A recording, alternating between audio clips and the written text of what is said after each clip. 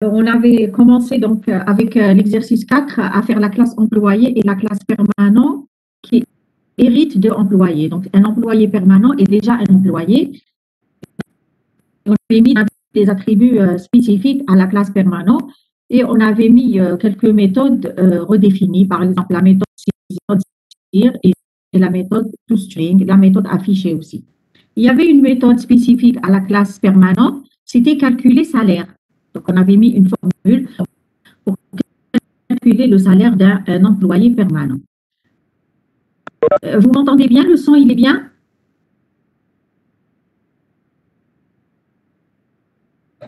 Oui, ma... Oui. OK, d'accord. OK. Donc, voilà, donc pour reparcourir, voici la classe employée. On avait 5 attributs, d'accord, qu'on avait déclaré private pour respecter le principe d'encapsulation. On avait mis 2 constructeurs, un constructeur avec paramètres, un constructeur sans paramètres, une méthode saisir, une méthode toString, pour redéfinir la méthode affichée et les accesseurs, les get et les set. La classe permanente, donc j'aurais pu l'appeler employé permanent, express employé. On avait ajouté, donc on avait dit un employé permanent, il a un certain nombre d'années d'expérience, un salaire de base, et il y avait, on l'a déclaré statique, le même pour tous les employés permanents. Une valeur, donc 20% pour la retenue et 16% pour la prime, donc c'est des valeurs que j'ai données. Ça n'a pas été donné dans l'énoncé. Le chaînage de constructeurs, donc le constructeur de la classe permanente appelle forcément le constructeur de la superclasse. D'accord, là aussi j'ai mis une surcharge. Donc le premier, il appelle le constructeur avec paramètres et le deuxième constructeur, il appelle le constructeur de la superclasse sans paramètres. C'est tout ce qu'il fait, il est pratiquement vide le deuxième. La méthode de saisie, elle appelle la méthode saisir de la superclasse et elle ajoute encore l'expérience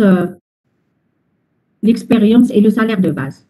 Le toString aussi, il appelle le toString de la superclasse et lui concatène l'expérience et le salaire de base. L'affichage, donc j'avais fait la remarque tout à l'heure, pour afficher, il suffit d'appeler la méthode toString parce qu'on veut afficher ce que retourne la méthode toString.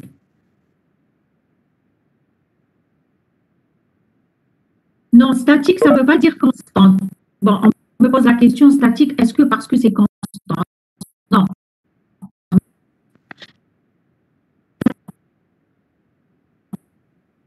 Ça ne veut pas dire constante. Statique, ça veut dire que c'est partagé par tous les attributs de la classe. Donc, si on veut faire plus précisément, ici, on met final statique. C'est constante. On met final statique. C'est un attribut qui est partagé par tous les objets, même s'il n'est pas constant. D'accord. Donc, après, peut-être dans la version finale que je vais vous envoyer, je vais mettre final statique. Ça va être une constante de classe. Vous avez entendu? Allô? OK. OK. Voilà, donc là, c'est les accesseurs de la classe permanente. Bien sûr, il y a les autres accesseurs de la superclasse qui sont automatiquement hérités dans cette classe. On ne va pas les reprendre.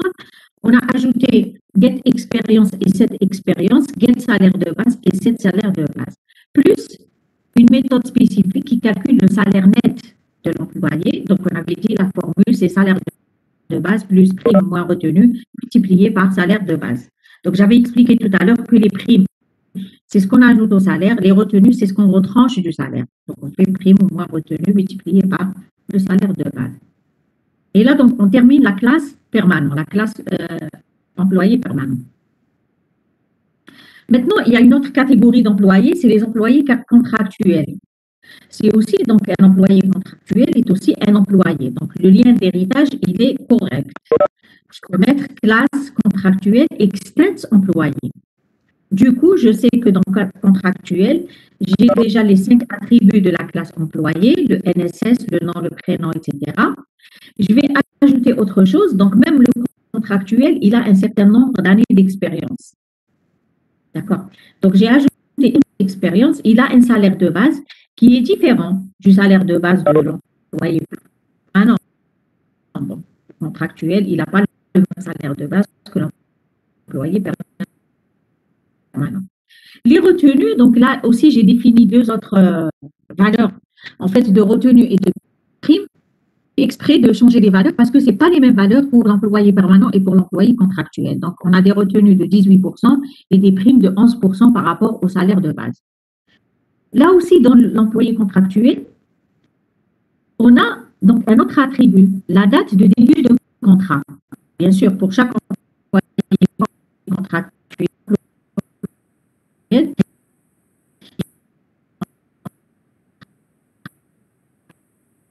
il y a une date de début de contrat, une date et une durée. Un contrat est terminé le 31 décembre 2021. D'accord? Donc la durée, si je mets donc 12 mois, ça va se terminer en fin d'année. OK, bien sûr, pour un employé contractuel, on peut renouveler le contrat. C'est-à-dire renouveler le contrat, ça veut dire que ça va être une nouvelle date de début de contrat avec une nouvelle durée. Voilà. Donc voilà les attributs supplémentaires que je mets dans la classe contrat. Voilà. Donc, comme tout à l'heure, le constructeur de la classe contractuelle, je vais mettre tous les attributs, donc y compris tous les paramètres, y compris ceux qui correspondent aux paramètres NSS, nom, prénom, date de naissance et fonction, qui se trouvent dans la superclasse employé. J'ajoute à cela l'expérience, le salaire de base, la date de début de contrat et la durée du contrat. Donc, pour renseigner les premiers attributs, je fais appel au constructeur de la superclasse, super avec les 5 paramètres. Et après, pour les autres, je fais des affectations comme on a l'habitude de faire. L'expérience, le début de contrat, le salaire de base et la durée du contrat. Le constructeur sans paramètres qui fait juste un appel au constructeur vide de la superclasse. Donc, super comme ça, avec des parenthèses vides. Et c'est un constructeur qui ne fait rien. Il ne fait que remplacer le constructeur par défaut parce qu'une fois que l'utilisateur définit un constructeur avec paramètres ou sans paramètres, le constructeur par défaut n'est plus fourni. Mais parfois, on en a besoin. Donc, par précaution, on le met. On le met, si j'en ai besoin, je l'utilise. J'en ai pas besoin, je l'utilise.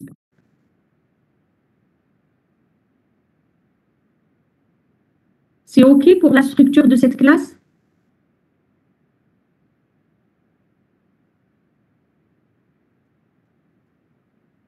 Bon, moi, je vais vous poser une question. Vous avez remarqué, dans contractuel et dans permanent, j'ai les attributs expérience, salaire de base, retenue, prime, etc. Je les ai déjà. Pourquoi est-ce que je ne les ai pas mis dans la classe employée? Pourquoi je suis en train de les reprendre? Bon, mis à part que les valeurs sont différentes, mais pourquoi je suis en train de les reprendre dans la classe permanent et dans la classe contractuelle? L'attribut expérience, salaire de base, par exemple, avec les deux.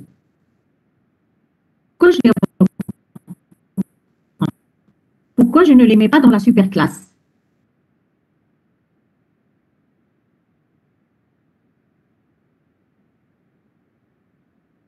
كل catégorie كيفاش يكونوا فيهم؟ Non. Si je prends la catégorie permanent et la catégorie contractuelle, les deux catégories ont une expérience, ont un salaire de base. D'accord?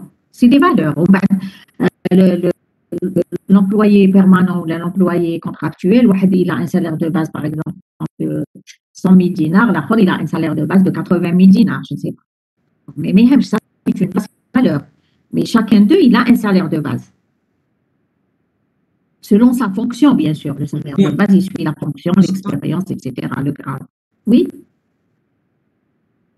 Stagiaire, normalement, ما عندوش madame. Pardon? Stagiaire, ما عندوش normalement. Voilà. Parce qu'à partir de employé, ce n'est pas fini. Je vais encore étendre cette classe employée pour une troisième catégorie qui est stagiaire, si vous vous rappelez de l'énoncé. Et si je mets expérience et salaire de base dans la superclasse, ça veut dire que même le stagiaire, il va avoir l'expérience et le salaire de base. Non, ce n'est pas vrai. Il va avoir la retenue, la prime, non. Il n'a pas tout ça. D'accord? C'est pour ça que je ne peux pas les mettre dans la super classe, parce que j'ai l'intention encore d'étendre la classe employée pour une sous-classe qui s'appelle stagiaire, où la sous-classe stagiaire, elle n'a pas les attributs expérience et salaire de base. Elle a un pré-salaire déjà, et il n'y a pas l'attribut expérience. OK? Voilà, donc c'est ça la réponse. Hein. Voilà, je continue donc avec la classe contractuelle. La méthode saisir, voilà, donc j'affiche à l'utilisateur que je veux saisir les informations d'un employé contractuel pour suivre un petit peu le déroulement. Alors, ici, donc, super.saisir, j'appelle la méthode saisir de la super classe, de la classe employée pour saisir le NSS, le nom, prénom, etc. Et je continue avec l'expérience, le salaire de base. La date de contrat, point lire, la méthode lire, c'est une méthode lire de la classe date, supposée définie. Et e.nextInt pour la durée. Donc, pour le contrat actuel, il faut quand même renseigner la date de début de contrat et la durée du contrat. Le toString, d'accord? En fait, la méthode toString, il faut appeler super.toString et lui concaténer l'expérience, le salaire de base, le toString de la date et la durée. Et retourner tout ça, toute la concaténation de cette chaîne qui va représenter la description complète d'un employé type contractuel. OK? Alors, maintenant, la classe, je continue donc la suite de la classe contractuelle. La méthode affichée, d'habitude, on fait system.add.print et on commence à énumérer en fait tous les attributs. Là, comme j'ai la méthode toString, je fais juste appel à this.toString et ce qui sera affiché, c'est ce qui est retourné par le toString. Voilà. Les accesseurs, donc j'ai le get et le set expérience, le get salaire de base, le set salaire de base, comme tout à l'heure. J'ai le get début de contrat, donc retourner la date de début de contrat, de type date. Et ça, c'est en fait c'est spécifique vraiment au contractuel. Et set début de contrat. D'accord? Je peux changer la durée aussi. Il y a get durée, set durée. Je n'ai pas mis, mais. Ah oui, elle est là. Donc, get durée et cette durée, voilà. Donc, là, je peux modifier la durée du contrat. Là, je peux lire la durée du contrat, retourner la durée du contrat. Et renouveler contrat. On vous a dit dans l'énoncé, pour un employé contractuel, le contrat peut être renouvelé. Donc, renouveler un contrat, c'est quoi? C'est une nouvelle date de contrat et une nouvelle durée de contrat. C'est ce que j'ai dit tout à l'heure.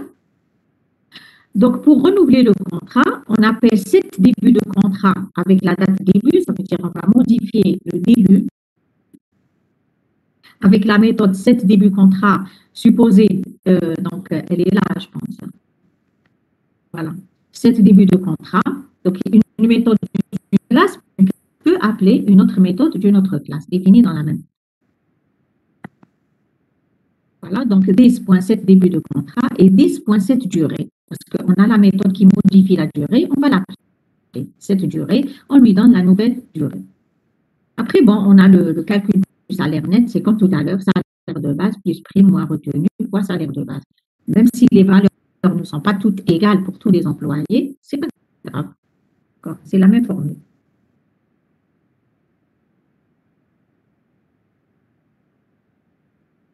Voilà, donc c'est tout ce qu'il y avait dans cette classe contractuelle.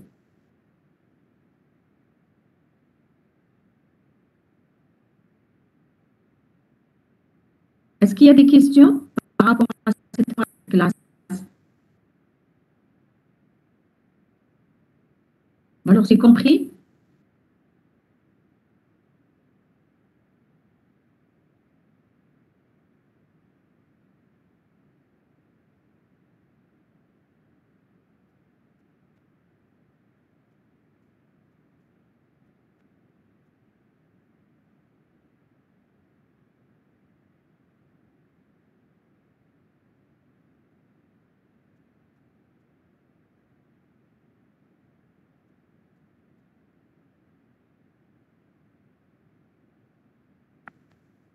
Bon, maintenant la classe stagiaire.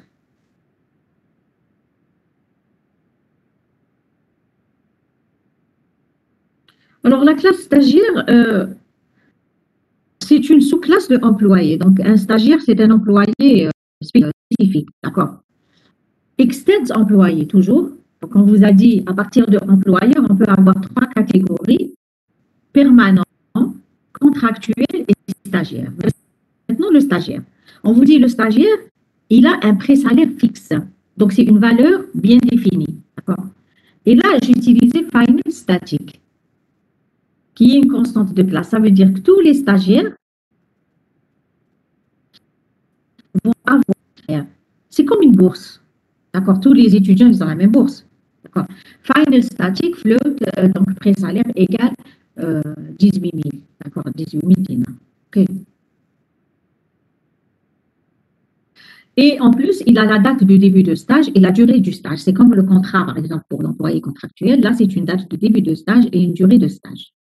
Maintenant, je reviens à l'étudiante qui n'a pas compris pourquoi est-ce qu'on n'a pas mis, expérience et quoi encore? Donc, il y avait expérience et il y avait salaire de base. Voilà. D'accord.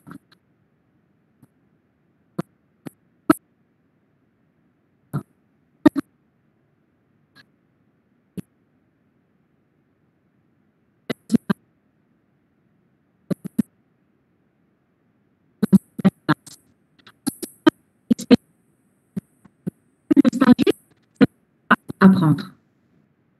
On ne va pas parler de salaire de base parce que le salaire de base, chez les employés, il est fonction du grade, il est fonction de la fonction elle-même, il est fonction de l'expérience, le nombre d'années d'expérience et ainsi de suite. D'accord?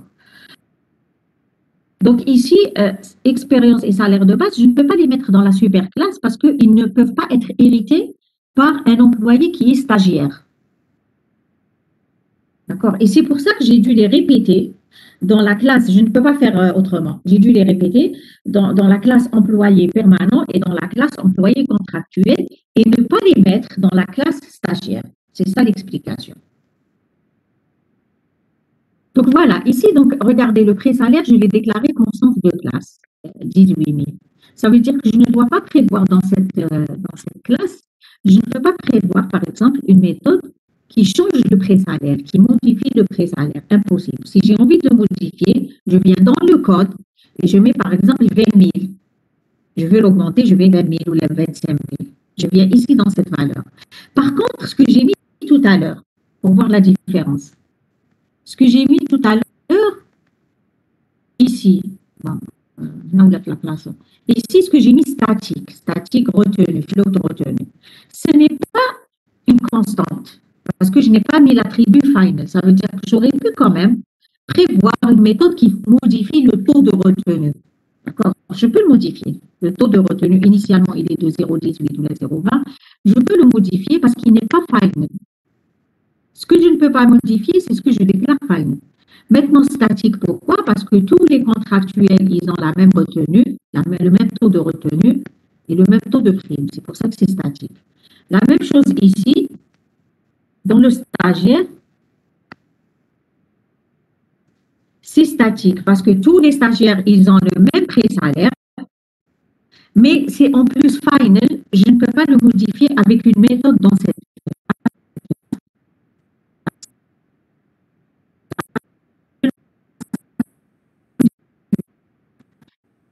la constance.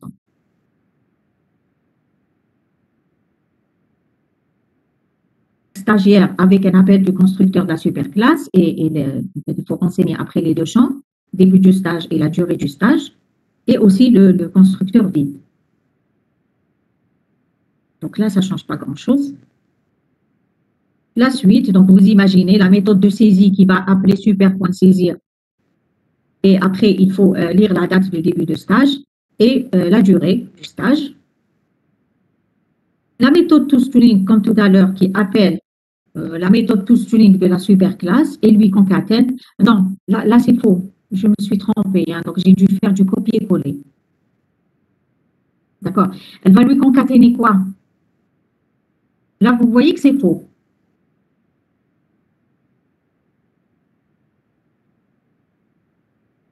Oui, il n'y a pas d'expérience, madame. كاش expérience, il n'y a pas salaire de base, c'est pré-salaire. L'attribut, il s'appelle pré-salaire. Voilà. C'est pré-salaire. D'accord? Donc, super point to string plus pré-salaire plus la date de début du stage plus la durée. Donc, je dois corriger ça. Pré-salaire dans to string. Voilà. Après, donc, l'affichage, ça va appeler toujours this point to string, mais toujours, je rappelle que c'est employé stagiaire, comme ça, que lorsque je vais afficher, je saurai ce que je suis en train d'afficher. Get pré-salaire pour retourner le pré-salaire, get début de stage pour retourner la date de début de stage, et get durée pour retourner la durée. D'accord? تولي لا فونكسيون تو سترينغ Pardon? La fonction? علاش تولي لا فونكسيون تو سترينغ Oui. Oui. مادام باغ اكزومبل لا ديري هنايا حتكونكاتيني شغل ان انتي مع Un انشان autre, oui, oui, oui. مادام جو بونس با تمشي كاين اون فونكسيون ترجع لونتي انشان جو بونس انتي Tu fais quoi? Tu value fais of string? Non, c'est tout string, c'est tout string. تمشي, hein. Ne me dis pas mais تمشي, c'est sûr. Mais, tu veux faire quoi? شغل شاك انتي رجعوا انشان باغ اكزومبل لا ديري سي سترينغ انتجر بوين فاليو اوف وندير لا ديري لداخل Comment tu mets string, point to string. Tu peux utiliser une méthode qui s'appelle toString. داكور مدام D'accord, oui, tu peux convertir, mais là, ça marche, hein. Ça marche. Je l'ai utilisé plusieurs fois, hein. OK. Donc, plus pré-salaire, plus durée. On enlève l'expérience. Pourquoi ça n'a pas marché chez toi? Tu l'as essayé? Allô? وي مادام انا ما مشاتليش كي درت تو سترينغ الانتجر دونك حوزت فونكسيون واحده اخرى فاليو اوف اسمها Ça marche, la conversion, elle est automatique. Je vous ai donné un tableau avec le chapitre où je parle de la classe string. Et pour la concaténation, je vous ai dit à chaque fois qu'est-ce qui se passe lorsque on veut concaténer une chaîne à un booléen, on veut concaténer une chaîne à un entier, il y a une conversion automatique avec le plus. Maintenant, si tu as un problème, tu peux toujours convertir, mais ça marche, hein. Bon, donc là, après, regardez cette question. Donc, on a défini la structure de la classe employée et les trois sous-classes contractuelles, permanents et stagiaires.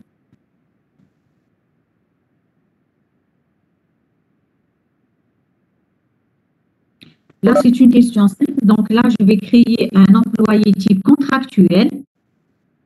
Je renouvelle son contrat pour une durée donnée et j'affiche la description complète de l'objet. D'accord?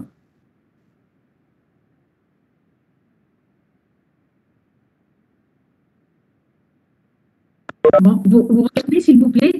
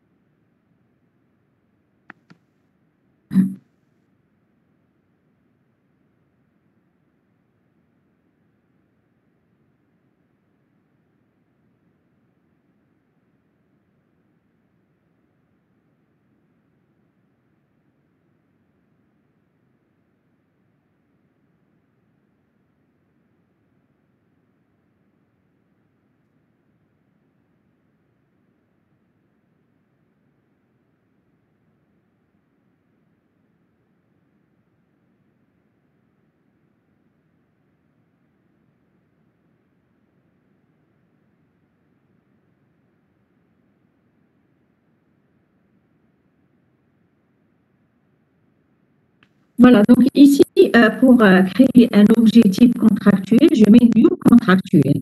c'est sûr. D'accord. Donc, je ne mets pas new employé, je veux un employé contractuel. Donc, new contractuel. Et, bon, en fait, l'objet, il s'appelle E, il est de type contractuel. D'accord. Bon, là, j'aurais pu quand même, au niveau à gauche de E, j'aurais pu mettre employé. Hein. Employé E égale new contractuel. Je peux utiliser une référence de la superclasse pour créer un objet de la sous-classe. Hein, parce qu'un objet de la sous-classe est un objet de la superclasse. Mais le contraire n'est pas vrai. Bon. Maintenant, donc là, j'ai utilisé le constructeur vide. Ça m'a arrangé dans ce cas, d'accord, parce que je vais utiliser la méthode saisir pour saisir tous les champs d'employés. D'accord, saisir le numéro de sécurité sociale, le nom, le prénom, etc., la date de début de contrat, la durée du contrat, le salaire, et ainsi de suite.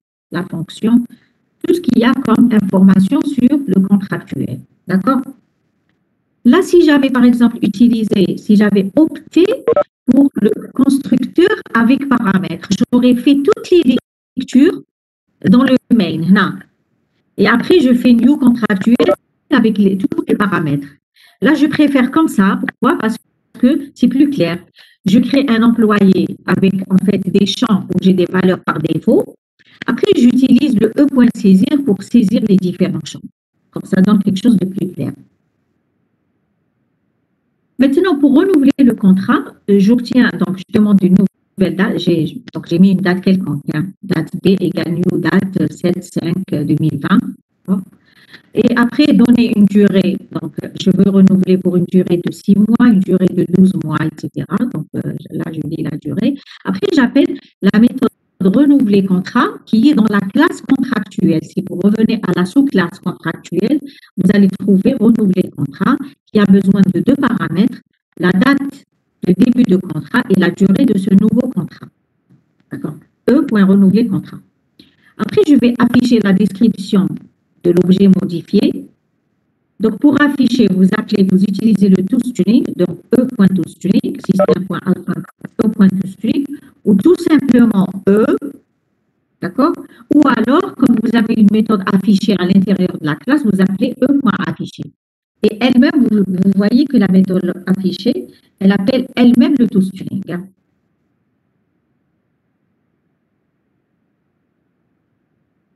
C'est clair pour cette question?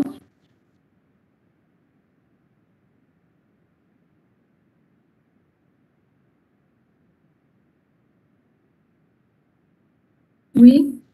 Ceux qui ont des questions, ils doivent les poser.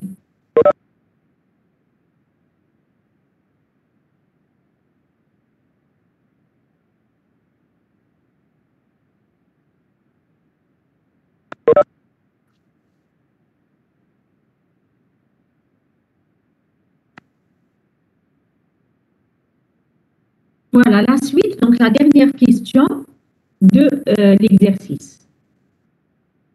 C'est pour utiliser une classe spécifique, c'est la classe vector.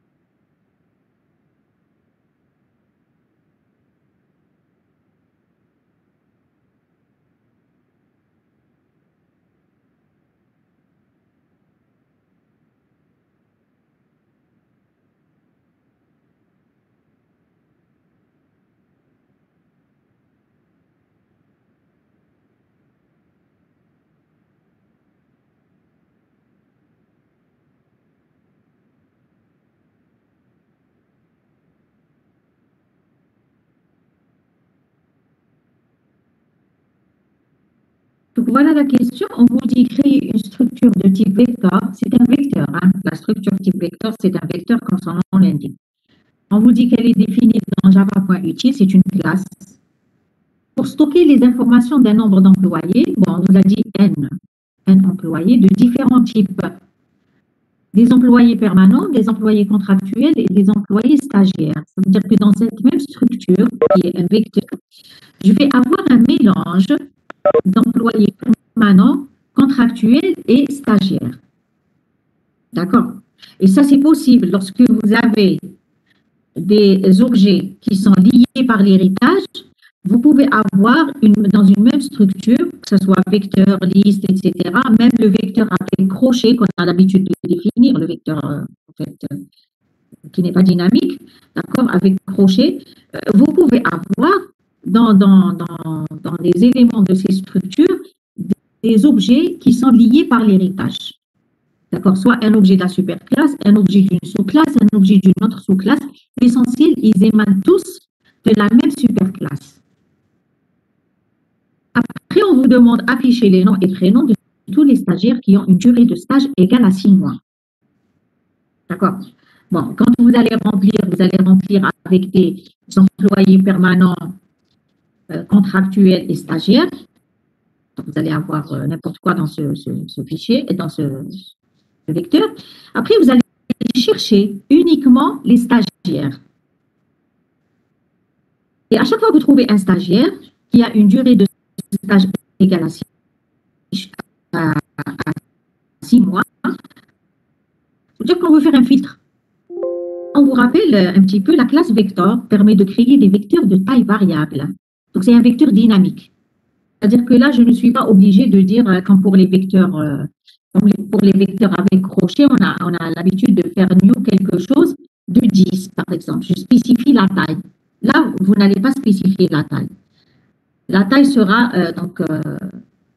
fixée automatiquement par le système.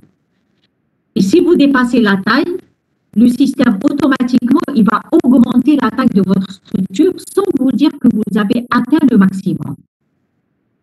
Vous comprenez? Donc, cette classe vector, il faut la voir comme un vecteur dynamique. Oui, vous n'êtes pas obligé de spécifier la taille, le nombre d'éléments.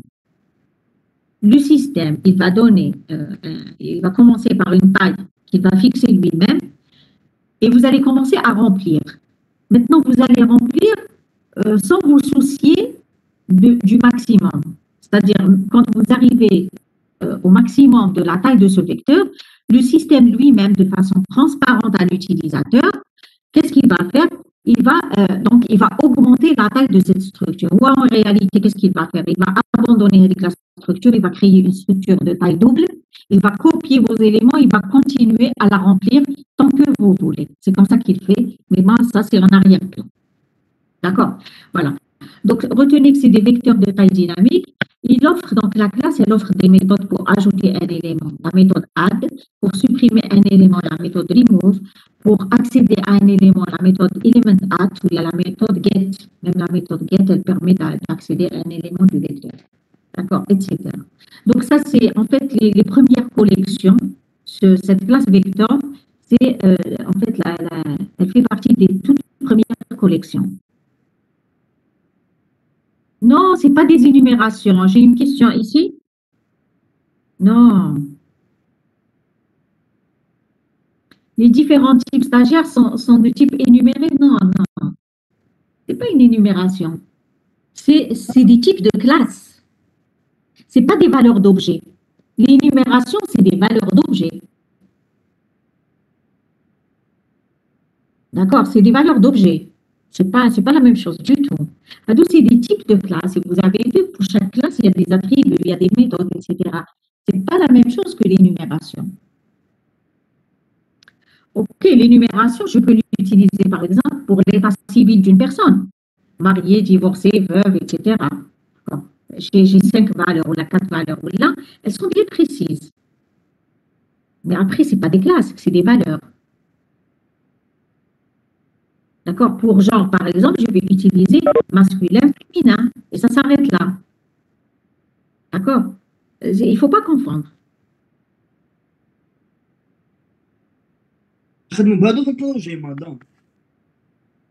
Pardon? في البروجي نخدموا بادي فيكتور. Oui, vous pouvez utiliser Vector ArrayList. Oui, c'est les premières collections, elles sont simples. Oui, vous pouvez commencer à utiliser ça. OK, donc regardez, je vais créer le vecteur d'employé. D'accord, je vais créer un vecteur d'employé. Ici, je suis obligée de donner le type employé. Il y a la syntaxe. Hein. D'accord.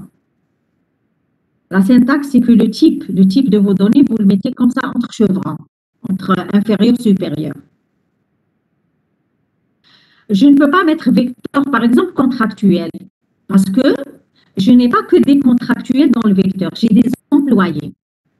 Contractuel, permanent ou là, stagiaire. Donc, je vais créer le vecteur de type superclasse. OK? Donc, vecteur employé V égale new vecteur employé. Vous voyez que je ne spécifie pas la taille. D'accord? Je m'en fiche. Je ne dis pas que je veux un vecteur de taille N, non.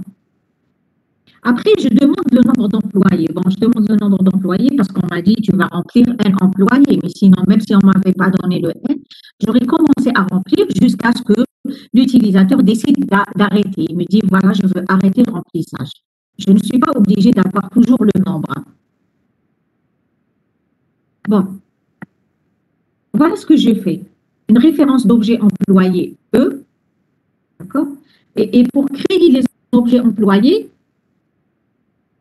donc voilà, j'utilise une boucle. Bien sûr, je vais créer un employé, il me faut une boucle.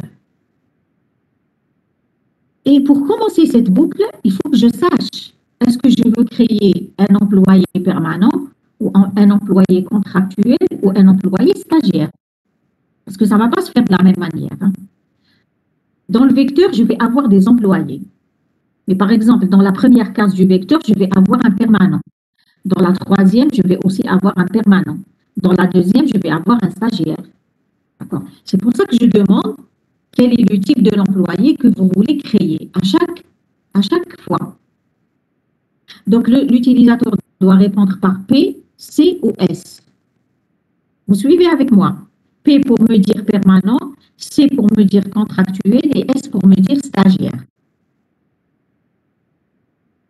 Alors moi, qu'est-ce que je vais récupérer dans type? Et la variable type de type caractère, je vais récupérer la réponse de l'utilisateur. Soit un P, soit un C, soit un S. Vous suivez jusque-là? Oui, madame.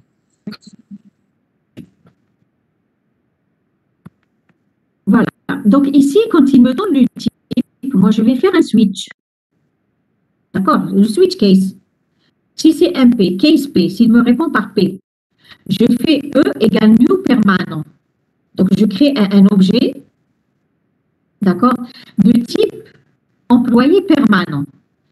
Je saisis les informations de cet employé permanent et je sors. S'il me répond par C, dans E, je vais créer un contractuel. Je vais saisir les informations de l'objet contractuel, d'accord, et je vais sortir. S'il me répond par S, je vais créer un stagiaire et je vais saisir les informations du stagiaire et je vais sortir. D'accord? Donc là, dans ce switch, je vais créer un seul objet. C'est soit un permanent, soit un contractuel, soit un stagiaire. Mais qu'est-ce que je fais de cet objet? Je vais l'ajouter à V. Donc, je vous ai dit le add, c'est une méthode qui est prédéfinie dans la classe vector qui permet d'ajouter un employé. Au lieu de faire, par exemple, dans notre cas, on a l'habitude de faire V de I égale. Ça ressemble un petit peu au V de I égale donc la référence de l'objet. C'est V.add E. Ça veut dire ajouter l'objet E au vecteur V.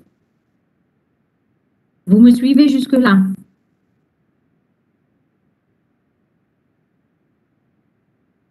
Oui, madame. OK. Donc, à chaque fois, je vais retourner dans ma boucle. Je vais retourner ensuite. J'ai fermé la boucle, je ne l'ai pas fermée. Il y a une boucle que je dois fermer, c'est le for. ما غلقتيهاش madame. J'ai normalement juste le v.add. Après le point add, oui, je dois fermer la boucle. Donc ici, c'est la boucle qui va se répéter à chaque fois. Je vais demander est-ce que c'est un C, un P ou un S. Je crée l'objet, je l'ajoute et je ferme la boucle. Bon, après, je vais la fermer. Donc vous avez une accolade après le add. Après, donc la suite, on me dit, une fois que j'ai rempli ma structure, je vais chercher tous les stagiaires et je vais afficher ceux qui ont une durée de stage de 6 mois. Regardez la suite.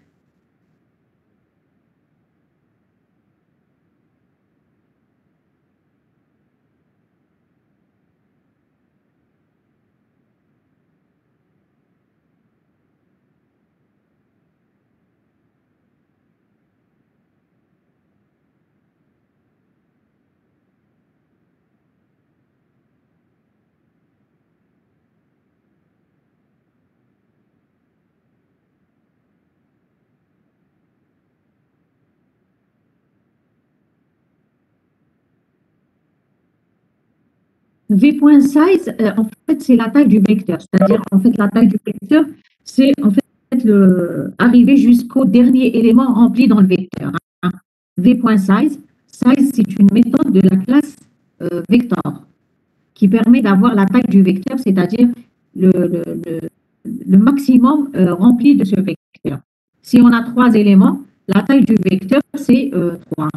Si on a 5, la taille du vecteur, c'est 5. Voilà, c'est ça la taille. C'est la limite de remplissage. Après, je vous ai dit element at i ou alors même get i, hein, get de i. Element at i, c'est l'élément qui se trouve à la case i du vecteur. D'accord. Et c'est comme si j'écrivais v de i, mais là, je n'ai pas le droit d'écrire v de i parce que ce n'est pas le vecteur crochet que j'ai l'habitude de faire, c'est vecteur. D'accord. Donc ici, regardez ma boucle. Elle va parcourir le vecteur, d'accord, jusqu'à la size, jusqu'à le dernier élément. Donc après, elle fait E égale V.element at i. On récupère l'élément qui se trouve à la case i du vecteur V. Et je vous dis que c'est une méthode prédéfinie de la classe vecteur. Après, qu'est-ce qu'on fait? Regardez cet opérateur instance of. Instance of, c'est un opérateur qui me dit est-ce que l'objet est une instance de type stagiaire? Donc regardez, if E instance of stagiaire, si E est un objet de type stagiaire. Donc instance of, c'est pour dire est-ce que c'est une instance de la classe stagiaire? Est-ce que c'est un type stagiaire? Si c'est un type stagiaire, je vérifie aussi si la durée est égale à 6. Donc E.getDurée. Donc là, je suis sortie de la classe, je ne peux pas faire E.durée. Durée, elle est privée. Donc j'utilise l'accesseur getDurée. Et E.getDurée égale à 6, qu'est-ce que je fais? On me demande d'afficher le nom et le prénom du stagiaire. Qu'est-ce que je fais? J'affiche E.getNom et E.getPrénom. Donc je réponds bien à la question.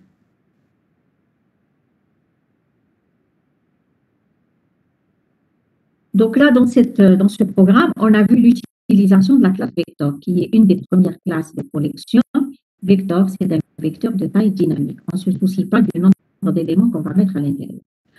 On a vu autre chose, que dans un vecteur ou n'importe quelle autre structure où je peux mettre plusieurs objets, je pourrais avoir un mélange d'objets, mais d'objets qui sont liés par l'héritage. D'accord? Bon, autrefois, on pouvait même avoir un mélange d'objets de n'importe quel type, mais là, ça ne sert à rien.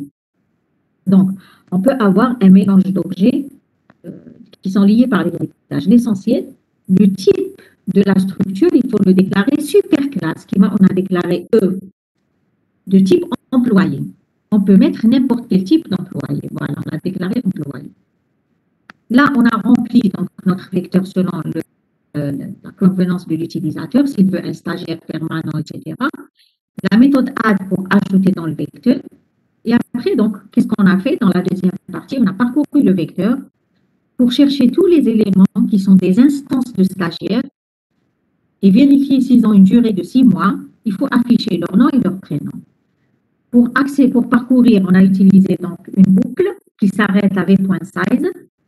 Et pour récupérer un élément, on a utilisé la méthode element at i.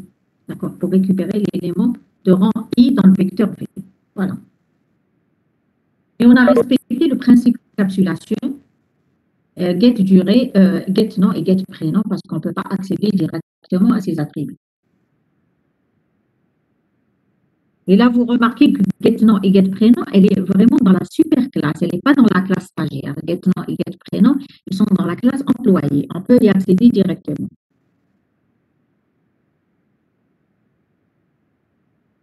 Est-ce qu'il y a des questions? Est-ce que c'est clair?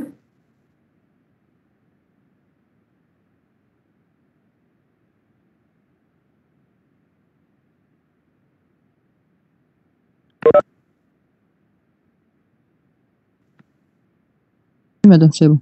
C'est clair, madame. Oui, voilà, donc c'est ce qu'il y avait dans cet exercice. C'est un bon exercice, donc essayez de le reprendre quand même.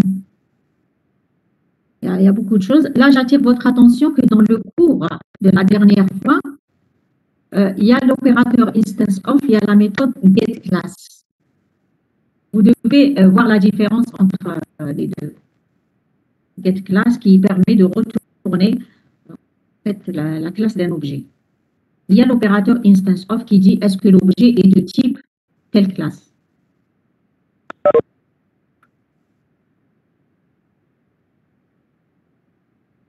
Voilà, donc s'il n'y a pas de questions, on va passer à autre chose. Il y a encore des exercices, essayez de les faire dans la série 4. Hein.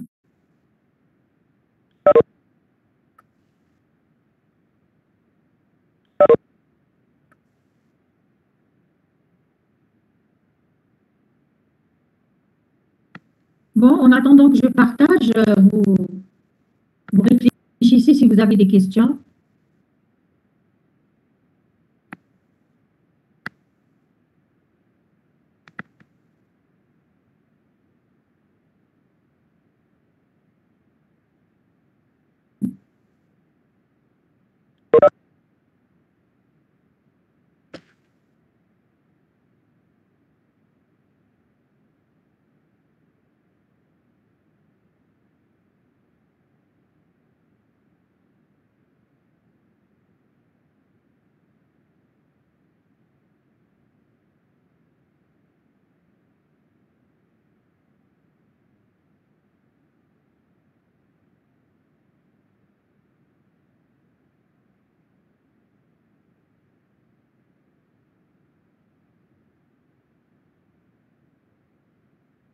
Ok, donc là, on va voir la suite. En fait, c'est carrément la suite de l'héritage parce que les classes abstraites et les interfaces sont liées à l'héritage. Hein. Elles ont un sens avec l'héritage. Elles ne peuvent pas avoir un sens autre chose. D'accord? Sans l'héritage, elles n'ont aucun sens. J'attire juste votre attention que les interfaces, rien à voir avec les interfaces graphiques. Hein. Quand je dis interface graphique, c'est les fameuses classes qui permettent de créer une fenêtre, une barre d'outils, un bouton, une boîte de dialogue. Ça, c'est ce que j'appelle les interfaces graphiques. Mais ça n'a rien à voir avec les interfaces graphiques. D'ailleurs, si vous voulez, je peux vous envoyer un contenu pour les interfaces graphiques pour ceux qui veulent travailler un petit peu cette partie dans les TPE. Okay? Mais sinon, interface, rien à voir avec interface graphique. Bon, on va commencer par les classes abstraites.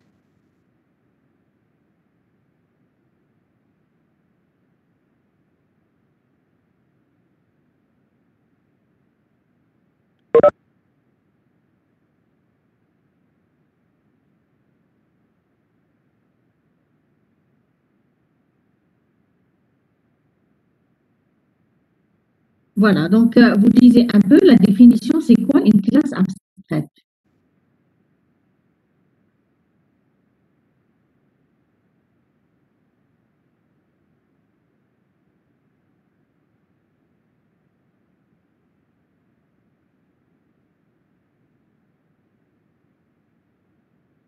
C'est une définition à connaître. Hein. Donc, une classe abstraite, c'est une classe que je ne peux pas instancier. Ça veut dire quoi instancier une classe? On a déjà vu, c'est quoi instancier une classe? C'est créer des objets de la classe. C'est-à-dire, je crée une classe comme ça, classe A, après je pourrais faire new A. New A, c'est instancier la classe A. D'accord? Je fais par exemple A petit a égale new A. J'ai un objet petit a égale new A, ça veut dire l'objet petit a est une instance de la classe A. C'est-à-dire que j'ai créé un objet de la classe A.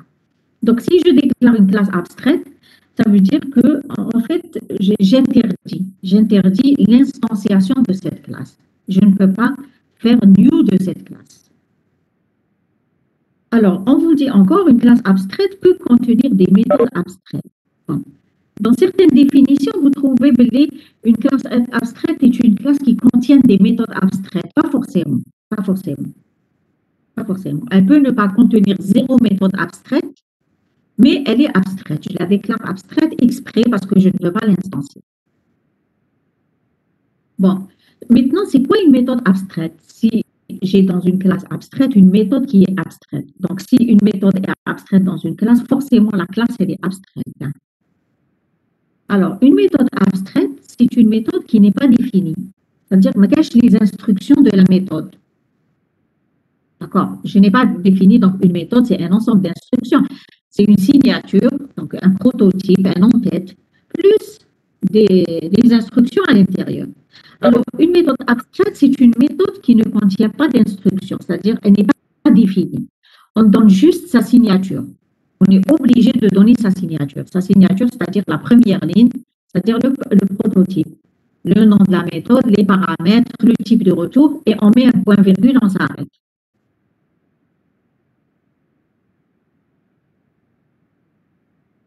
Bon, maintenant, comment déclarer une classe ou alors même une méthode abstraite dans une classe? Il faut utiliser le mot abstract.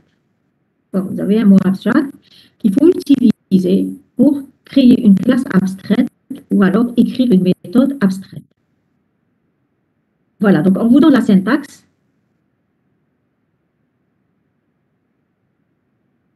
Bon, je vous laisse le temps de lire un peu la diapo.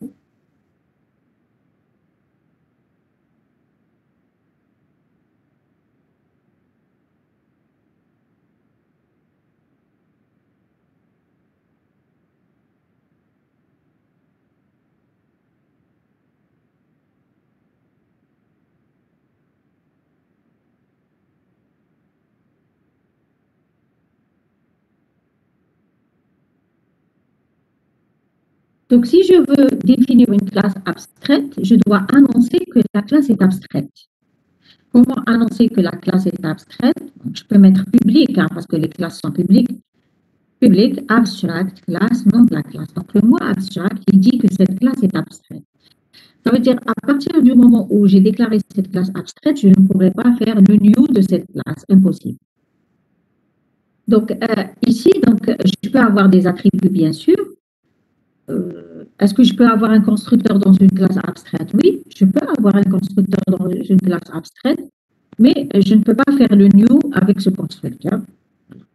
C'est ça ce que ça veut dire. Les méthodes, je peux avoir des méthodes abstraites ou non. Donc, je peux avoir une méthode abstraite, une autre non abstraite, toutes les méthodes abstraites, zéro méthode abstraite. Donc, c'est ce qu'on avait dit au début. Maintenant, pour définir une méthode abstraite à l'intérieur d'une classe abstraite, le nom de la méthode, les paramètres avec leur type, ça ne change rien. Le type de retour, même si c'est un void, je devrais le mettre. Et il faut commencer par abstract. Tout comme la classe, si la méthode est abstraite, il faut la déclarer abstract. Et vous voyez à la fin le point-virgule. Le point-virgule, c'est pour dire, voilà, c'est ici que j'arrête la définition de ma méthode. Ça veut dire que je ne peux pas le corps de la méthode. Je ne mets pas d'instruction. Madame. Oui, oui. Oui. Je vous écoute. Un return. Ah, même pas, rien du tout, rien du tout. C'est un point-virgule à la fin de la signature, c'est tout. مادام إلا ما عندهاش كور دونك الكور تاعها وين نصايبو في الديريفي.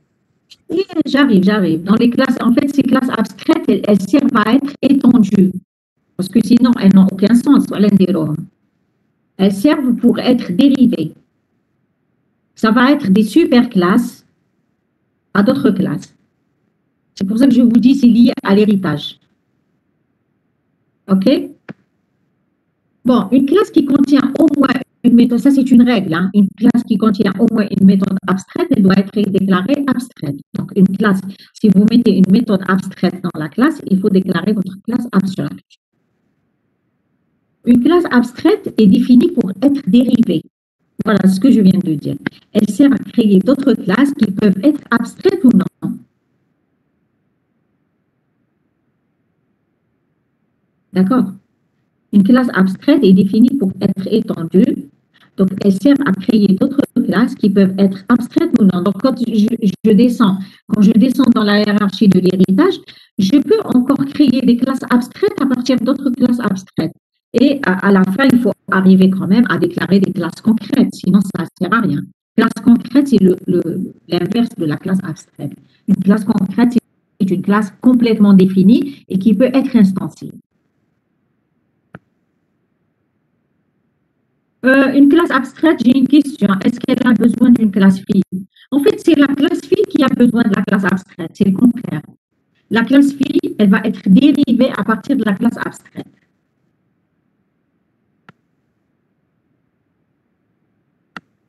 Voilà le schéma. Donc, vous pouvez avoir, voilà ces deux schémas. OK? Donc, une classe A qui est abstraite et elle dérive une classe B. Donc, j'écris classe B extends A. Bien sûr, dans A, j'ai des attributs, j'ai des méthodes qui sont abstraites ou non. Dans la classe B, j'ai des attributs spécifiques à B. C'est comme l'héritage. Hein? Ce qu'il y a dans A, je ne vais pas le répéter. Mais ce qui n'est pas défini dans A, il faut que je le définisse dans B. Parce que si je ne définis pas ce qui est abstrait dans A, la classe B va rester abstraite. D'accord? Maintenant, je peux descendre petit à petit dans la hiérarchie. D'accord? J'ai une classe A qui dérive une classe B qui est abstraite aussi. Et au bas de la classe B, elle va dériver une classe C qui sera complètement définie. Voyez ce que je mets? Il faut lire ce que je mets dans les cadrans. Alors, une classe A abstraite, elle peut dériver une classe B abstraite. Je peux mettre abstract classe A, je mets des attributs, des méthodes, etc., définis ou non définis. Après, je mettrai abstract classe B extends A, sachant que A est déjà abstraite. Et après, je peux donc définir les méthodes qui n'ont pas été définies dans A. Je peux ajouter d'autres méthodes abstraites dans B. D'accord? Et la classe B va rester abstraite. Et après, je peux en fait, descendre dans le niveau. Je vais définir une classe C par extension de la classe B. La classe C, elle va avoir tous les attributs de A, tous les attributs de B, toutes les méthodes de A, toutes les méthodes de B. Mais dans la classe C, si je ne la déclare pas abstraite, ça veut dire que toutes les méthodes doivent être définies. Ça veut dire quoi? Toutes les méthodes doivent être définies, mais c'est uniquement les méthodes qui sont dans C. Toutes les méthodes qui sont héritées de B et qui n'ont pas qui étaient abstraites. Et toutes les méthodes qui sont héritées de A et qui étaient abstraites. Il ne faut pas qu'elles restent abstraites.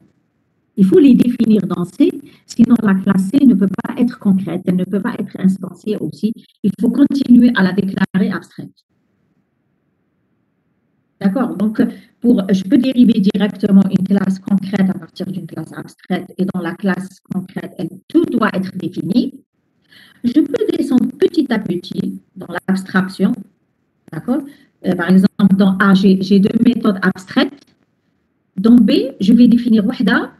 Wahda, elle va rester abstraite. Donc, la classe B, elle sera abstraite. Dans la classe C, la méthode qui est restée abstraite dans B, il faut continuer à la définir dans C. Quand tout est défini, la classe n'est pas abstraite, d'accord? Elle peut être concrète.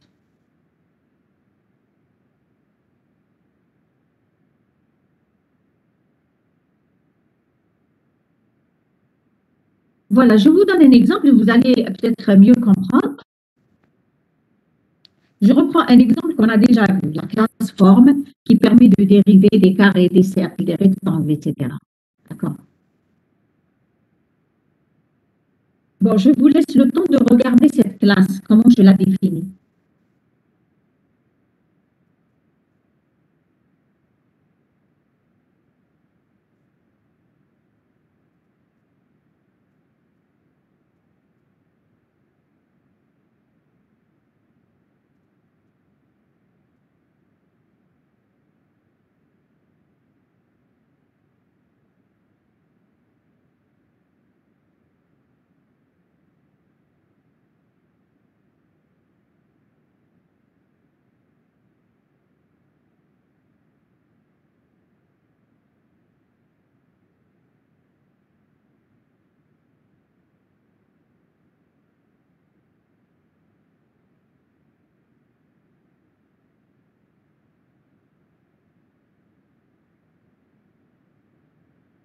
Donc, pour cet exemple de classe forme, en fait, la classe, je l'ai déclarée abstraite. Là, je n'ai pas le choix.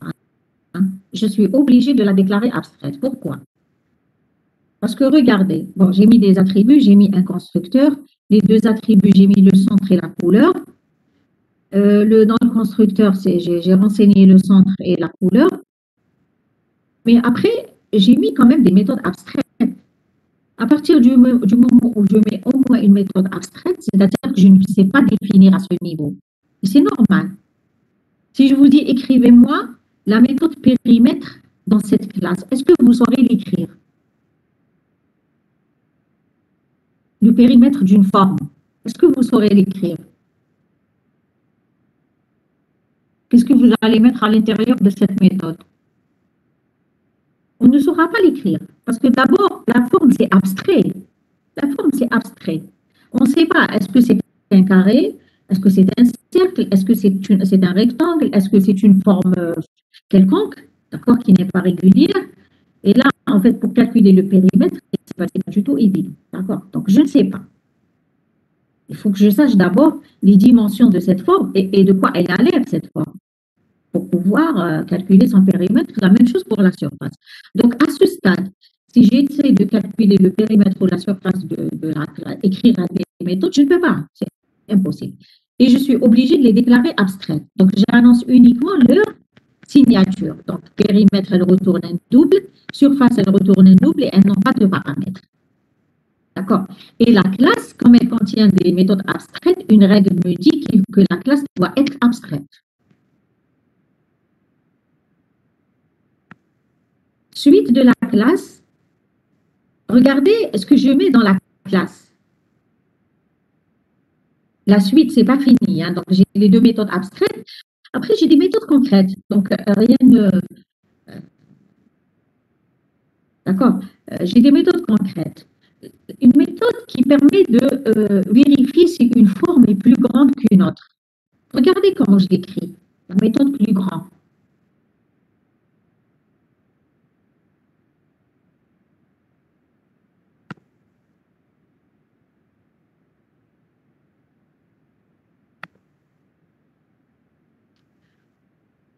Oui, pour une méthode abstraite, il faut déclarer tous les paramètres. Si elle a des paramètres, il faut les déclarer. Hein. La méthode abstraite. Elle doit avoir un type de retour. Elle doit avoir les différents paramètres. D'accord? Les différents paramètres, ou bien au moins les types des paramètres séparés par des virgules. C'est très important. La signature complète. Et le nom de la méthode, bien sûr. OK? Voilà. Bon, là, c'est un cas particulier, les méthodes n'ont pas de paramètres, mais on peut avoir des méthodes abstraites qui ont des paramètres. Regardez donc cette méthode plus grande. Elle n'est pas abstraite parce que je la définis. Il y a il y a des instructions à l'intérieur. D'accord? La méthode plus grande, elle vérifie si une forme est plus grande qu'une autre. Donc là, on décide qu'une forme est plus grande qu'une autre si la surface de la première forme est supérieure à la surface. On compare les surfaces. Regardez comment je l'écris. If this point surface supérieur à f point surface return true, else return false. Là c'est simple. Hein. Si la surface de la forme this, référencée par this, est supérieure à la surface de la forme qui passe en paramètre, je retourne vrai. Sinon, je retourne faux. OK? Après, j'ai un affichage. Regardez la méthode affichée. Elle va afficher quelque chose qui va renseigner sur la description de cette forme. Donc, elle va afficher le toString, parce que le this, c'est un appel à toString. J'espère que j'ai mis le toString. Non, bon, là, je vais ajouter le toString. Hein. Oui, il manque le toString dans cette classe. Donc, toString, je vais retourner la couleur et le centre. Hein. D'accord. Le this, c'est un appel à toString et je ne l'ai pas écrit, je l'ai oublié.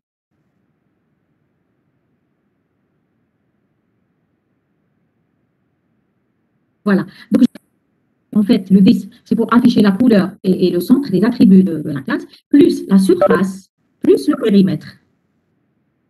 Qu'est-ce que vous remarquez ici sur cette deuxième diapo par rapport à cette méthode plus grande et la méthode affichée? Qu'est-ce que vous remarquez?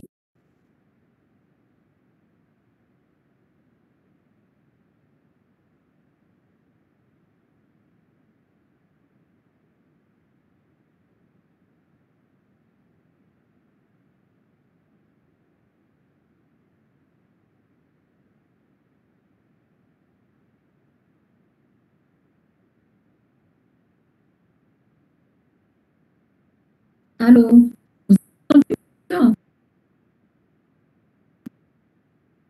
de méthodes abstraites. Voilà. Bon, j'ai compris ce que vous voulez dire. En fait, vous remarquez que les méthodes surface et périmètre ne sont même pas définies. Elles ne sont pas définies. Elles sont abstraites. Mais quand même, une méthode de la classe, d'autres méthodes de la classe qui sont définies peuvent appeler les méthodes abstraites. Je vais juste brancher mon chargeur.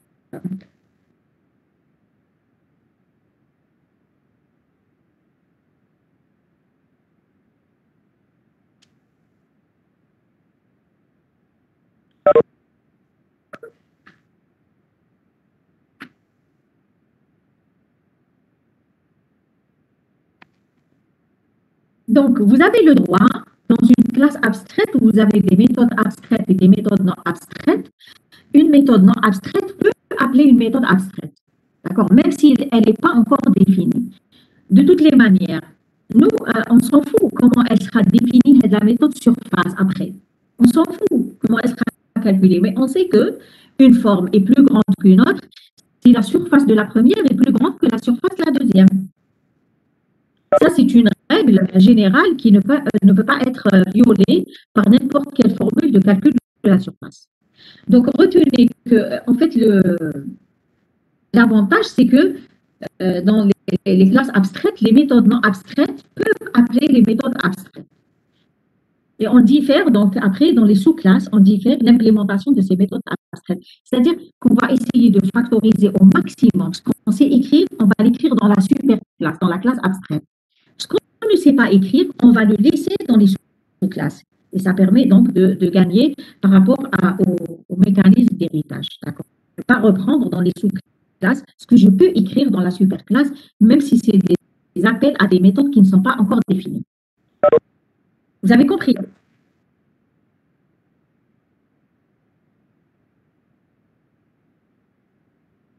Donc après, on avait dit que les classes abstraites, elles sont destinées à être dérivées. C'est des superclasses à d'autres classes. Là, je continue sur mon exemple. Je vais définir une classe rectangle qui est étant la classe abstraite forme. Regardez, regardez cette classe.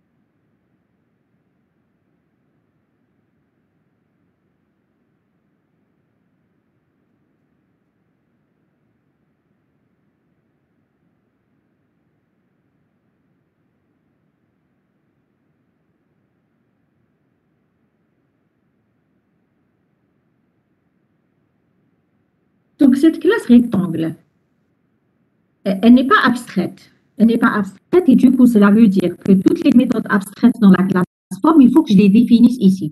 Si je ne les définis pas, ça sera une erreur. D'accord? Donc, moi, j'ai deux méthodes abstraites, il faut que je les définisse ici. Bon, d'abord, la classe rectangle, je vais la définir par une longueur et une largeur.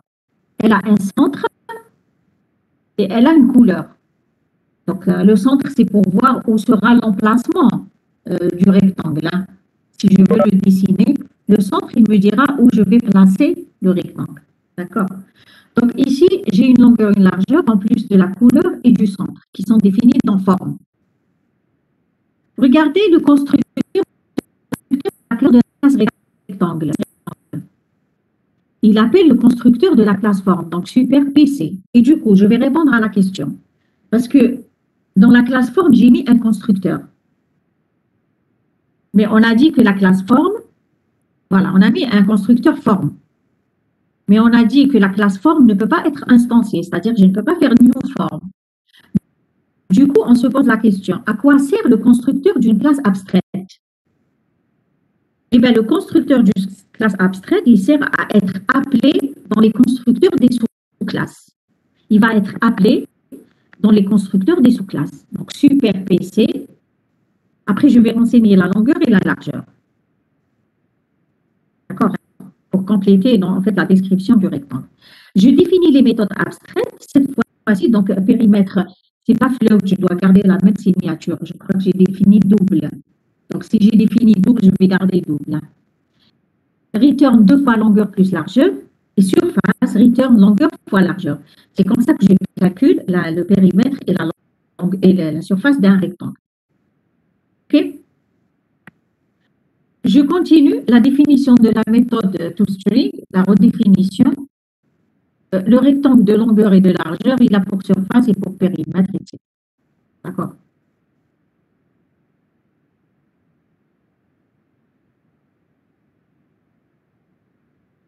Ah, le 10, en fait, il va appeler cette méthode toString. C'est pour ça que je ne l'ai pas écrite dans forme. Hein. Il va appeler ça. Voilà. OK? Maintenant, je continue. J'ai une autre classe qui étant la classe forme, un trapèze. Extends form. Je vais faire la même chose que pour le rectangle. Petite base, grande base et hauteur. Vous connaissez la forme d'un trapèze. Hein? C'est comme c'est un rectangle avec les deux côtés tordus. Voilà. D'accord, c'est comme un rectangle avec les deux côtés tordus sur la gauche et la droite. Le constructeur de trapèze, donc je vais appeler super. Et là, c'est la petite base, la grande base et la hauteur. Hein. J'ai fait des copier-coller, je n'ai pas fait attention. Le périmètre du trapèze, c'est la somme des quatre côtés. La surface du trapèze, c'est la petite base plus la grande base multipliée par la hauteur divisée par 2. D'accord? Donc là, j'ai d'autres formules de calcul du trapèze, en fait, du périmètre et de la surface. Par rapport au rectangle, c'est d'autres formules. Et je continue, c'est la même chose. Après, redéfinition de la méthode toString pour dire que là, je vais retourner la description d'un trapèze. D'accord? Donc, ce qu'on a vu ici, c'est que on a une classe abstraite forme dans laquelle on n'a pas pu définir les deux méthodes périmètre et surface parce qu'on ne sait pas de quelle forme il s'agit. On a un constructeur, ce constructeur, il sert à être appelé dans les constructeurs des sous-classes. La classe rectangle, la classe trapèze, la classe carré, la classe cercle, etc. Après, pour continuer l'exemple, donc on a étendu, on a remarqué d'abord, avant de créer les sous-classes, on a remarqué quelque chose d'important, c'est que les méthodes que je peux définir dans la superclasse abstraite, je les définis même si elles font appel aux méthodes abstraites qui ne sont pas encore définies. Ça, c'est pas grave, d'accord? Elles seront définies ultérieurement. Bon, après, donc, on a pris la classe rectangle, on a étendu la classe forme pour définir la classe rectangle. La classe rectangle n'est pas abstraite, pourquoi? Parce qu'on a défini les deux méthodes abstraites, périmètre et surface. Donc, elle est complètement définie et on a complété avec autre chose la méthode toString. La classe trapèze, on a fait la même chose. Elle étend la classe forme, elle a d'autres spécificités, la petite base, la grande base et la hauteur. Et on a appelé le constructeur de la superclasse aussi, dans le constructeur de la sous-classe, où on a défini périmètre et surface avec d'autres formules qui sont différentes de celles du rectangle. Pardon. Voilà. Maintenant, test forme.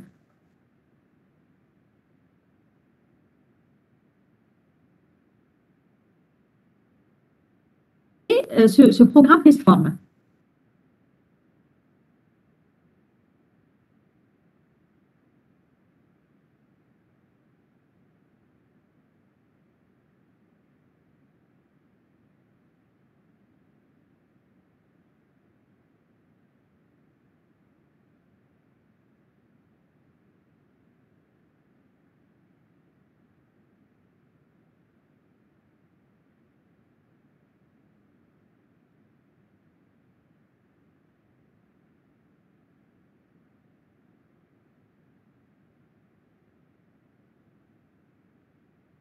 Donc là, dans ce programme, je crée un rectangle avec un point central P1, une couleur vert, etc. Je crée un trapèze avec un point P2, etc. Après, je fais R1.affiche, T1.affiche. Automatiquement, affiche, ça va être la méthode affiche de la classe rectangle. T1, ça va être la méthode affiche de la classe... non, c'est la méthode affiche de la superclasse. Regardez, je reviens. Parce que qu'est-ce que la méthode affiche dans les sous-classes? Hein? C'est la méthode affiche, regardez, c'est la méthode affiche de la superclasse. Le this, Il va faire référence à quoi? Je pose une question. Le 10 ici, il va faire référence à quoi? Le centre et la couleur. Non, non, non, pas du tout. Tout à l'heure, je pensais que la classe abstraite. il fait le tootstring, voilà. C'est le tootstring du rectangle, le tootstring du trapèze. On a écrit un tootstring hein, dans rectangle et dans trapèze. Tout à l'heure, moi, je pensais que j'avais oublié le tootstring ici, mais non. C'est-à-dire que là, on va aller, le 10, il va remplacer le tootstring que j'ai défini dans rectangle, par exemple, si c'est un objet rectangle. Il va dire, voilà, le rectangle de longueur X et de largeur Y a pour surface périmètre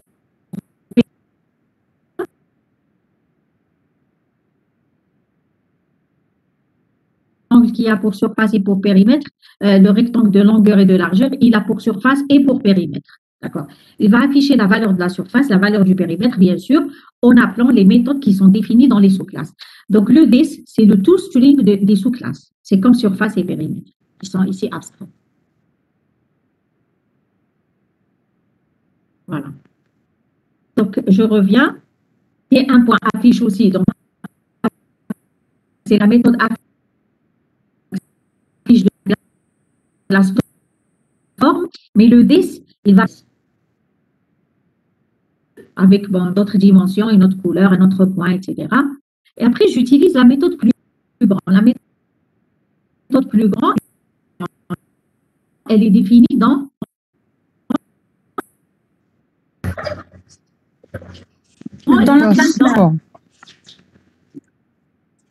dans la superclasse qui est abstraite, voilà, dans la classe forme. Voilà. Donc, quand j'appelle plus grand, il va utiliser surface.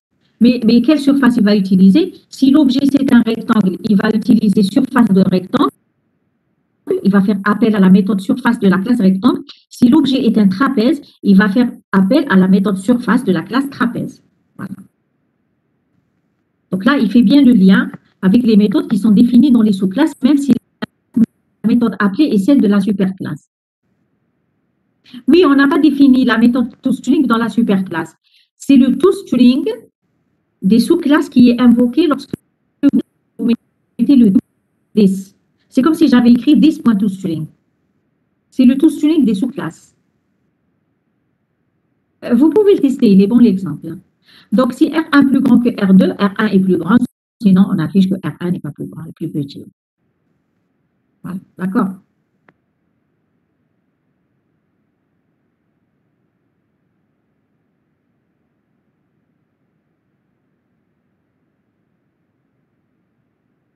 Et il faut savoir que ces classes abstraites, elles sont très utilisées dans la définition des frameworks qui sont fournis par Java. Par exemple, dans les frameworks des collections, vous avez des classes, vous avez des interfaces, des classes abstraites, ensuite des classes abstraites pour arriver à des classes concrètes que l'on peut utiliser. Et donc, le framework, il démarre à partir de quelque chose qui n'est pas du tout défini. Après, des classes qui sont partiellement définies, c'est des classes abstraites, et il descend par héritage jusqu'à définir plein de classes concrètes que l'on peut utiliser aujourd'hui. Et ça, normalement, si on arrive aux collections, vous allez bien voir comment sont utilisées les interfaces et les classes abstraites pour définir des classes concrètes à la fin. Et bien sûr, les programmeurs peuvent utiliser ces classes abstraites pour les dériver après. Donc, ces classes abstraites, on se dit, même si dans une classe, je ne sais pas définir quelque chose, je n'ai pas le moyen de définir certaines méthodes, je vais les laisser abstraites. L'essentiel, je vais essayer de factoriser au maximum dans ces classes abstraites qui seront superclasses à d'autres classes que je vais dériver et dans lesquelles je vais définir des détails d'implémentation de méthodes parce que je ne sais pas les définir dans la superclasse. L'intérêt, c'est que dans ces classes abstraites qui sont superclasses, je peux quand même définir des méthodes qui font appel à des méthodes abstraites. C'est déjà un bon point. C'est-à-dire que ce n'est pas bloquant, il suffit juste d'annoncer la signature de la méthode. Donc, annoncer la signature de la méthode dans une classe abstraite, c'est justifié par deux choses. D'abord, la première chose, lorsque j'appelle une méthode abstraite dans une autre méthode concrète, le compilateur, il doit savoir est-ce que l'appel il est correct. Comment il peut savoir si l'appel est correct? Il faut que j'annonce la signature, le prototype de la méthode. D'accord. Deuxièmement, ces méthodes qui sont abstraites dans la superclasse, c'est des méthodes qui vont être définies dans les sous-classes. Et quand je les définis dans les sous-classes, il faut que je respecte intégralement, je dis bien, la signature de la méthode qui a été annoncée dans la classe abstraite et qui est restée méthode abstraite. Donc, si elle retourne un double, il faut que je retourne un double. Si elle a deux paramètres, il faut que j'ai les deux paramètres avec le type qu'il faut, et ainsi de suite. Donc, deux choses. Pour les appels, il faut qu'on vérifie par rapport à la signature. Et pour la définition de ces méthodes dans les classes concrètes, il faut qu'on respecte la signature qui a été annoncée dans la superclasse abstraite. Bon, juste une petite remarque. Hein. Là, on vous dit, on peut écrire forme R1 égale new rectangle, forme T1 égale new trapèze. D'accord? Parce qu'un rectangle est une sous-classe de forme. C'est comme pour l'héritage. D'accord?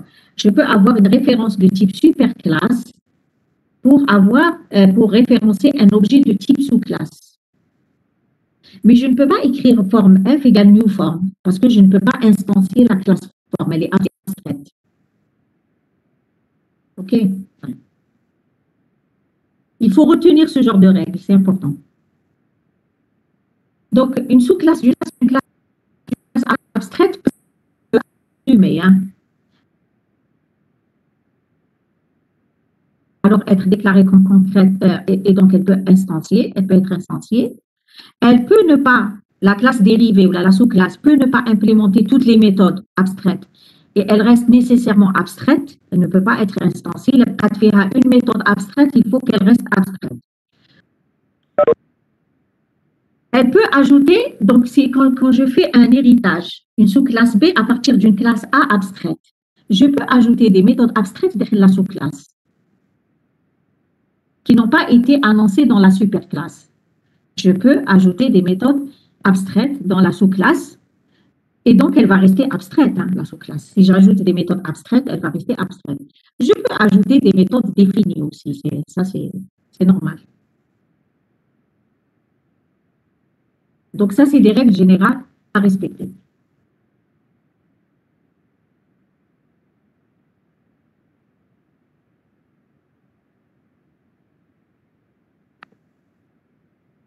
C'est quoi ta question, Nadine? Ta question, je n'ai pas compris. Allô? Madame, si par exemple la sous-classe, enfin, le rectangle ou trapèze est une sous-classe abstracte, est-ce qu'on peut faire ça avec le new toujours? Non, pas du tout, pas du tout. Tu ne peux pas faire le new d'une classe abstraite. Moi, je continue sur l'exemple. Le rectangle et trapèze, c'est des classes qui ne sont pas abstraites, c'est des classes bien définies, complètement. Des classes concrètes. D'accord, merci madame.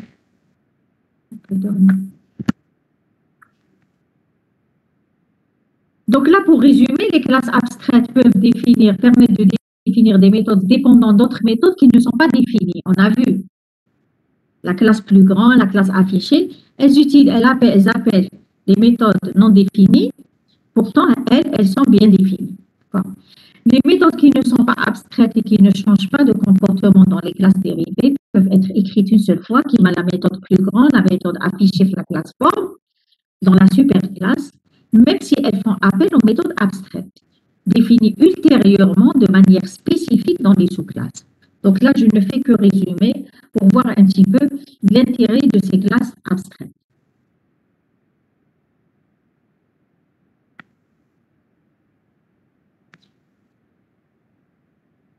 OK? Maintenant, je vais vous poser une question. Regardez, est-ce que j'ai le droit de créer une classe abstraite et à l'intérieur, toutes les méthodes sont définies? Je reprends, est-ce que j'ai le droit de créer une classe abstraite et dans cette classe, toutes les méthodes sont définies? C'est-à-dire que je n'ai pas de méthode abstraite à l'intérieur, sans avoir de méthode abstraite. Oui, je vous écoute. J'ai vu une réponse. Je veux voir d'autres réponses.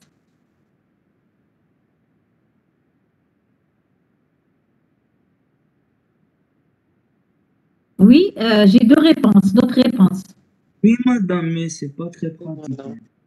Oui, oui, mais ne dites pas que c'est pas très pratique. Parfois, on a besoin de le faire. Je vais vous donner un exemple. Donc, c'est oui, hein, je peux avoir une classe abstraite, même si toutes les méthodes à l'intérieur ne sont pas abstraites. D'accord?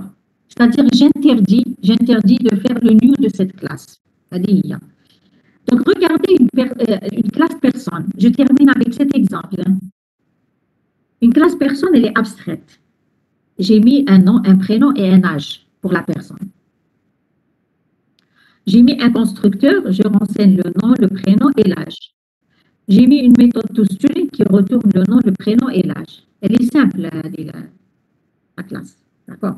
Mais elle est abstraite. Donc, trois attributs, un constructeur et une méthode toString. Qu'est-ce que je fais de cette classe? Qu'est-ce que je fais? Je crée une classe étudiant qui étend la classe personne. Bien sûr, la classe étudiant, elle n'est pas abstraite. D'accord? Classe étudiant extends personne. J'ai un matricule, une filière et une année d'études. D'accord? Bien sûr, le nom, le prénom et l'âge, ils sont déjà dans personne.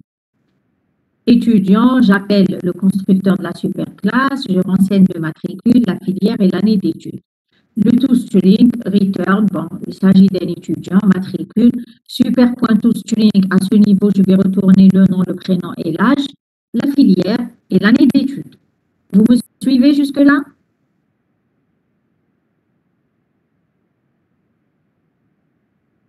Rien de spécial dans cette classe. Hein. C'est une classe qui hérite d'une classe abstraite.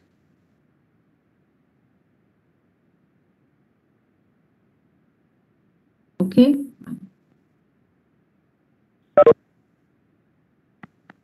Maintenant, j'ai une classe enseignant. Enseignant, c'est aussi une personne. Donc, un enseignant est une personne, je peux définir classe enseignant extends personne. Pour l'enseignant, j'ai mis le numéro de l'enseignant, l'expérience, le grade et la spécialité. D'accord? J'ai appelé le constructeur de la superclasse, j'ai renseigné les autres attributs et j'ai fait le toString aussi, enseignant, le numéro de l'enseignant, super.toString pour retourner le nom, le prénom et l'âge de l'enseignant, ensuite son expérience, son grade et sa spécialité. Rien de spécial. Donc là, j'ai une classe abstraite personne et j'ai deux sous-classes, d'accord, enseignant et étudiant. D'accord, chacune avec ses spécificités en écrivant, donc en utilisant ce qu'il y a déjà dans la superclasse.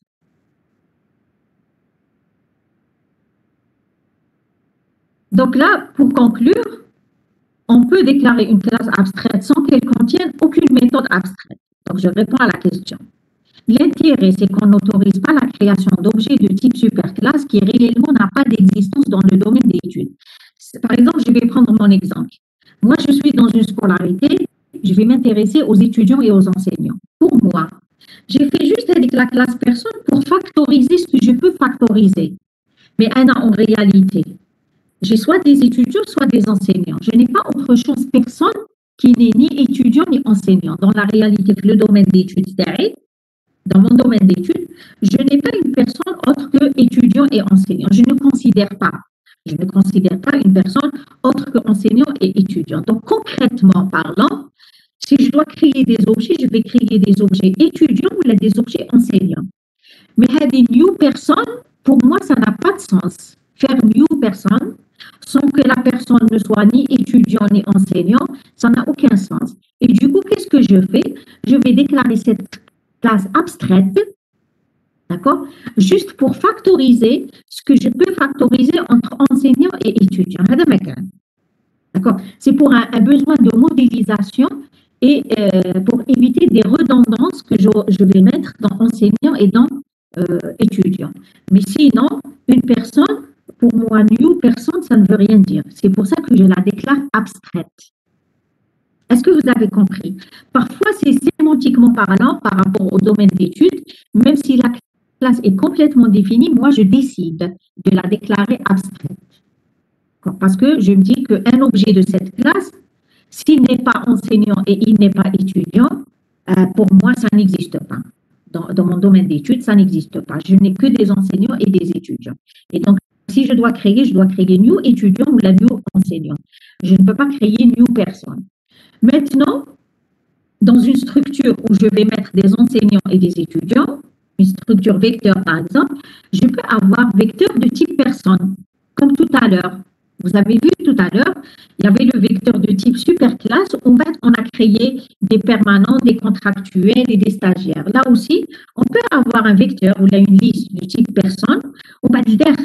Je vais avoir soit des enseignants, soit des étudiants. Je peux avoir un mélange. Pourquoi? Parce que les deux types enseignants et étudiants, ils émanent, ou là, ils sont dérivés à partir d'une même superclasse, un même type, un même supertype qui est personne.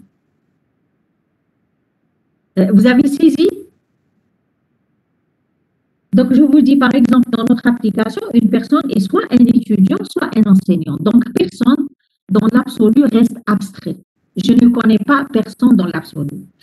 Et là, vous allez voir que dans vos conceptions futures, lorsque vous allez faire du génie logiciel, vous allez être amené souvent à créer des classes abstraites comme ça, parce que vous n'avez pas un objet de ce type. Réellement, vous n'avez pas un objet de ce type, et donc, vous la déclarez abstraite juste pour factoriser et faire un héritage qui vous permet de créer des sous-classes. Est-ce que c'est clair?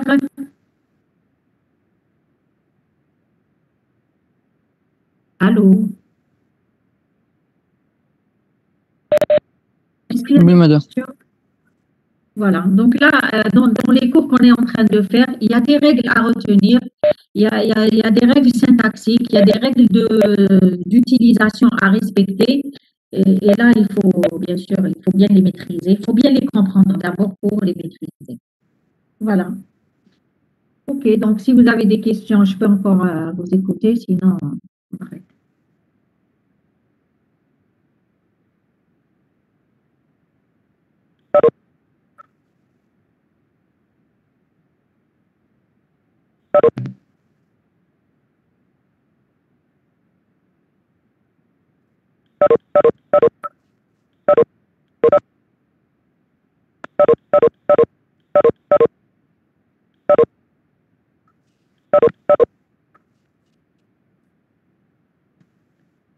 OK, apparemment, il n'y a pas de questions. Allez, bonne continuation à tous. Merci, madame. Au revoir.